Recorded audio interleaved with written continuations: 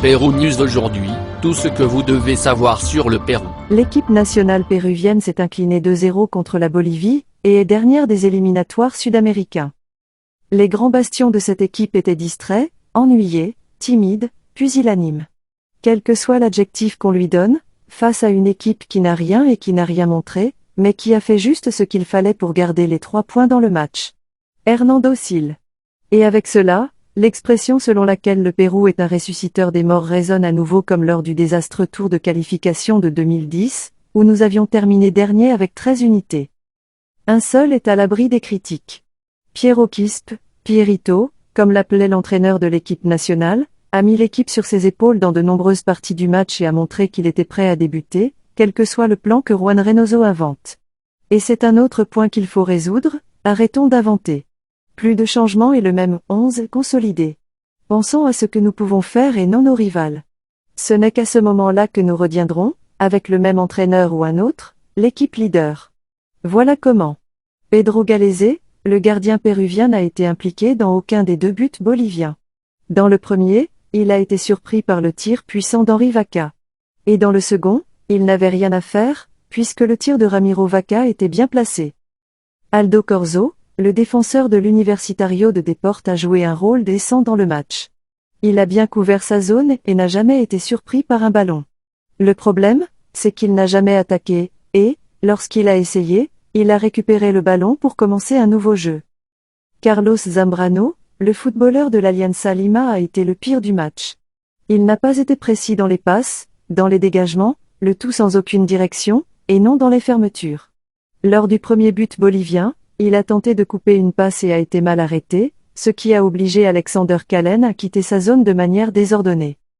Alexander Calen, le défenseur de l'EE Etna était le meilleur du duo de défenseurs centraux, mais pas avec une telle différence.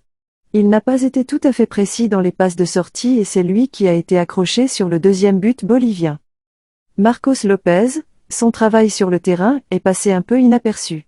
Il a défendu juste assez et a très peu attaqué, même si quand il le faisait, c'était dangereux. En fait, de ses pieds sortait le centre que Gianluca Lapadula rejoignait de la tête. Renato Tapia, le milieu de terrain du Celta de Vigo, a réalisé un match opaque. Il n'a jamais osé faire de passes filtrées, et n'a joué que sur les côtés. Dans plusieurs contre-attaques boliviennes, il a été vu en train de marcher. En fait, sur le deuxième but de la Verde, on le voit regarder le jeu et sans faire aucun effort pour fermer un éventuel tir. Yoshimar Yotun, le footballeur du Sporting Cristal a été imprécis dans ses passes. Comme Tapia, il n'a pas osé effectuer une passe en avant. En seconde période, il a été déplacé sur le côté gauche, se perdant dans le match. Piero Quispe, le meilleur joueur péruvien de Liga 1, a réalisé un match plus que remarquable. Il a demandé le ballon, et a été encouragé à y faire face. De plus, il a réalisé de bonnes passes, mais ses coéquipiers n'ont pas profité des occasions qu'il s'est créées. Joao Grimaldo, l'ailier était parfois individualiste. De plus, il n'a pas affronté comme lors d'un tournoi local. En seconde période, il s'est montré un peu plus animé, mais ses jeux n'ont pas créé de danger. Franco Zanellato, le joueur de l'Alianza Lima a tenté de s'allier à Marcos Lopez, mais ses actions n'ont eu aucun effet.